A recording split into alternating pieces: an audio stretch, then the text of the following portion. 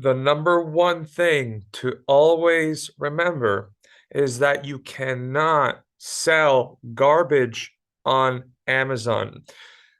Think about it. Let's say you go into your kitchen and you go into the trash and you pull out a piece of paper you threw out 2 days ago and you put that up on Amazon. You take pictures of it and you advertise exactly the way that I'm about to tell you. You're not going to get a single sale. Why do I tell people that? Well, because you have to create a good product. You can't just sell anything. You can't just sell anything in any category. There are some categories that are harder than others. And there are categories that are easier for, let's say, an individual that doesn't have that huge a budget to sell with. And there are other categories that are better for brands, where brands have a much larger investment capital to try and gain some brand equity. That's a different story. So here's what I'm going to tell you, and I'm going to show you a case study at the end of this video so you can see exactly how long this process really kind of takes. That's not the exact amount of time, but this is just one case study that sold from buying from Alibaba and reselling it on Amazon. You can see how long it's going to take you to be profitable. Now, the first thing you have to remember is you have to increase your ad spend. When you first go on Amazon and you have a product and you put it up on Amazon, you're invisible to everybody except your friends that you send the link to. So you have to advertise and you have to increase your ad spend. You have to see how the public will respond. Now, when you turn on ads, it's possible that your ads get out and you have no reviews. So maybe you might want to get some reviews before you start ads. Maybe ask two people. I would say two people maximum because you're not supposed to actually ask people for reviews. Two people maximum so you can start advertising with some reviews and go to step one here for the Amazon profitability product lifecycle. Increase ad spend. You have to increase ad spend. Number two, you increase momentum and relevance as you're advertising. That's why it's step two. You increase your momentum and relevance by lowering what's known as your BSR, your best seller rank. The bestseller rank can be found at the bottom of any Amazon page. And I'm going to talk about an actual client in a second, but I'm not going to show them because sometimes people want to copy them and then there's too many competitors. Or there are other people that want to jump on their same listing. Don't jump on somebody else's listing. That's just going to ruin it for them.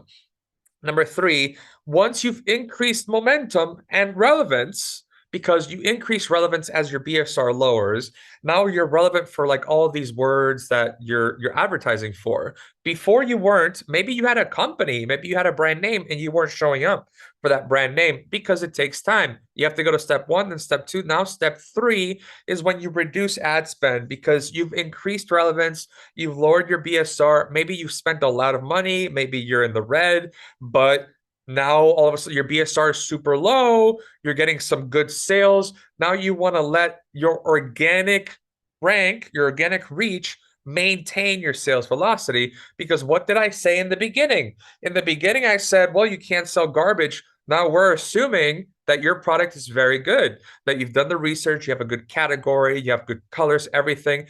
Now that your product is being shown to the public, you know that the public likes it. So now that the public likes it, you can have your organic momentum maintain your momentum in general. You don't have to pay as much. Therefore, you can go to step three, reduce ad spend. And number four, you can either maintain that or you can repeat it because there are some cases where you can have an interruption, which I'm going to show you the case study that there was a massive interruption and you have to repeat the whole process. Or maybe you don't have a interruption and you just want to repeat the process to gain even more sales. That is really all you have to do. In the beginning, you have to spend money, and then through step four, you're basically maintaining yourself. It all kind of evens out at the end. Now, here's another image that I have for the strategy that I apply on PPC. It's the mirror PPC strategy. I basically prepare, for lack of time, one auto and one manual campaign. I guess with the manual campaigns for each word, like let's say you have a book or something, and then you want to put books for adults. I don't know, just put a bunch of manual words in there, and your auto campaign is going to detect what words you're relevant for. You have to leave it running. It's important that your auto campaign stays running, even if you look at it and say, hey, this is not profitable. Your auto campaign is very important, even if you're paying for it, because the auto campaign gives you new keywords to advertise with. Then you print out those reports once a week. Step 2, analyze, and then you put those auto words into manual campaigns, because your auto campaigns don't keep those words. They just try them for a little bit and it moves on. So that's why you have to get those words, stick them into manual campaigns, and then you just repeat the process once a week. Step 3. The last image that I'm going to show you, the how-to image, I guess. 3-phase launch process is very similar to the first thing that I showed you. Phase 1, phase 2, phase 3. Phase 1 is investment. Start to advertise, invest, put money into ads, and see exactly what happens. It's true. This is possible. At phase 1 here, you could find out that you actually did not do a very good job with your products. Unfortunately, your colors don't make sense. Unfortunately, your cost is too high. Through phase 1, you figured that out. And now you can't really go to phase 2 because your product development was garbage. So it was just garbage to begin with. So that's why you have to be able to have a good product to move away from phase 1. So you go to phase 1. Once you've analyzed that everything is good, your KPIs are good, your CTR is good, you're getting some sales. Then you go to phase 2. That's optimization. You start to lower the ad spend, similar to the first image that I showed you. And then phase 3 is when you maintain it, or otherwise known as step 4 in the first image that I showed you, profits. Now, how long does this take? Let's go to the Magnum Opus case study. Magnum Opus is actually a very general term, but it's also the name of this client. But this client sells something specific. Now, I'm going to tell you why, again, why I don't mention exactly where to find this client so you can find them on Amazon. There's a lot of people online that just want to do mean things, and they'll jump on somebody else's listing. And it's not necessarily mean. It might be that there's an Amazon seller on YouTube that doesn't really know what to do. And they're like, oh, Alex has this seller that has a lot of positive reviews. And then they'll jump on that listing because they won't know any better. And that's known as a listing hijacker, which it did actually happen to this client. There was a hijacker that appeared here, and that hijacker lowered the profits for this client significantly. So that's why I don't actually let you know where to find this client, but this client is on Amazon selling something in particular. So let's take a look at this Magnum Opus case study. This particular company reached out to me because they just didn't get it.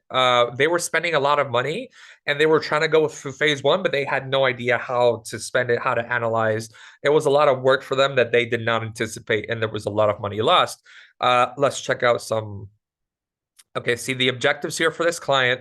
Provide the client with an optimized Amazon account management, which we do, that benefits the account, improves sales velocity, and increases profits. Now, check this out. This is their estimated payout from before they hired us. April 2022, May 2022, June 2022. In May, they were actually positive. They had some money come back. But in April and June, they owed Amazon about $2,000. So they were running up spend a lot. And then they reached out to us, even though they were in the red. They reached out to us to fix it.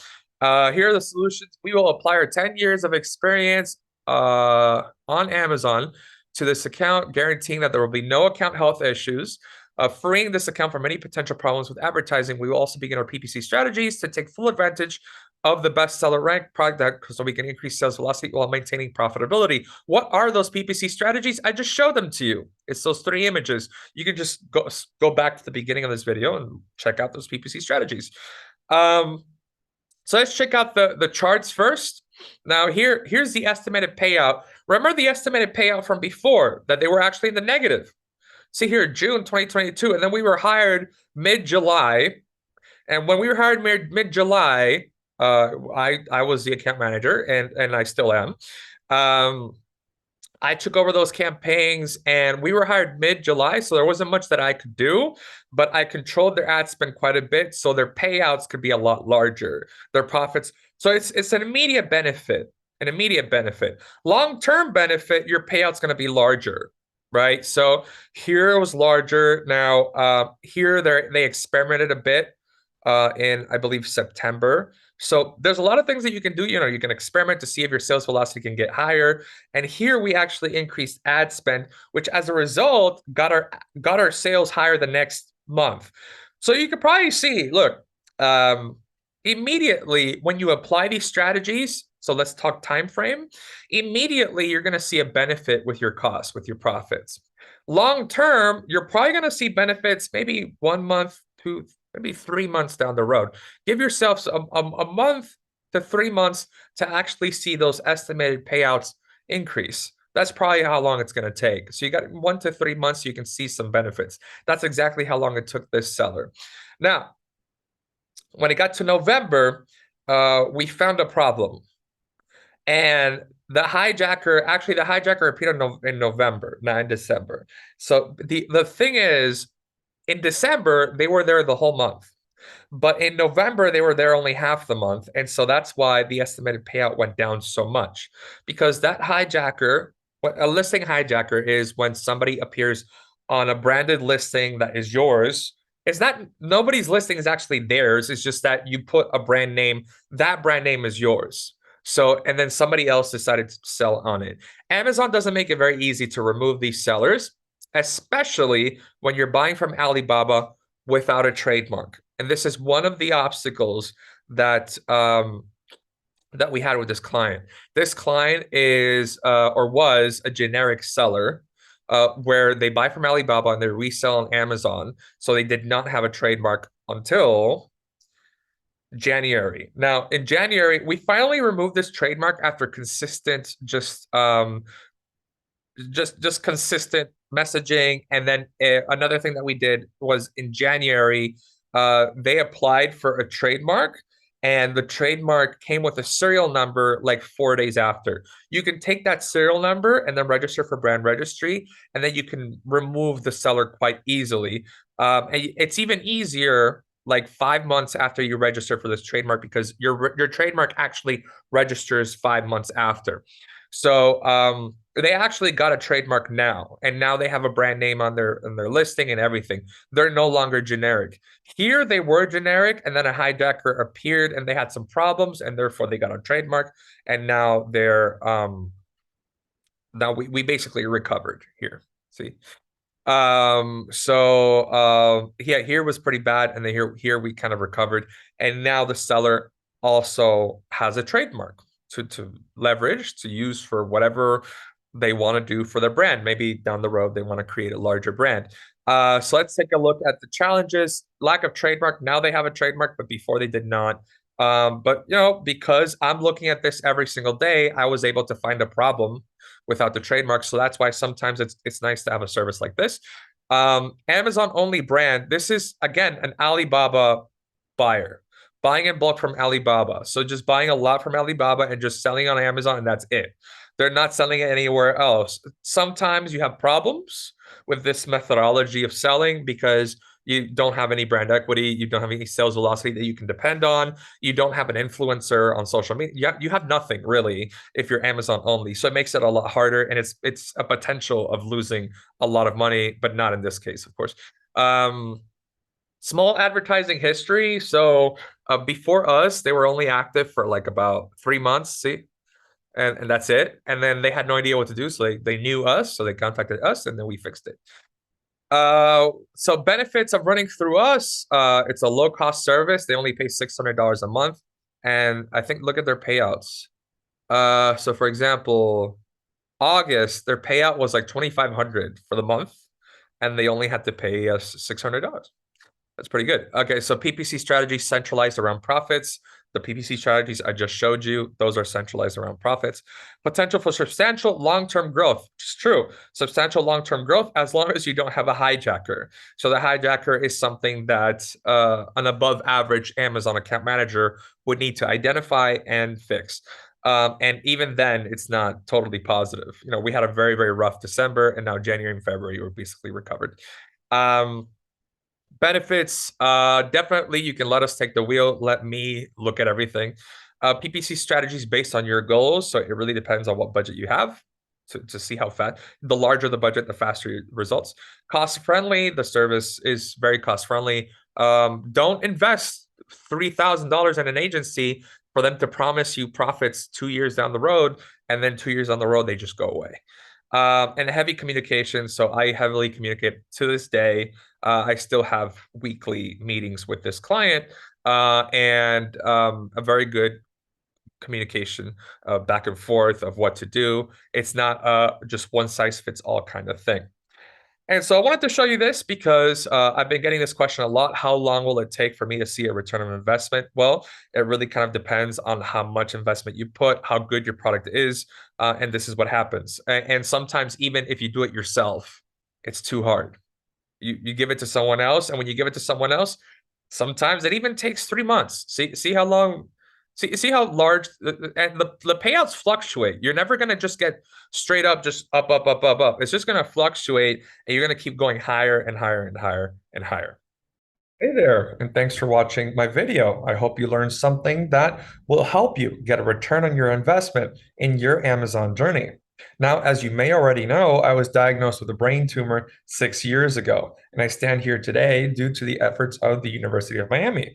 I spent 12 days in the hospital and about 6 months of rehab later, it's like it never even happened. What the University of Miami is doing is incredible. What the University of Miami Brain Tumor Initiative is doing is incredible. So I would be forever grateful if you considered making a donation to this initiative. And how do you do that? Well, if you've seen my courses, you know I love going to Google.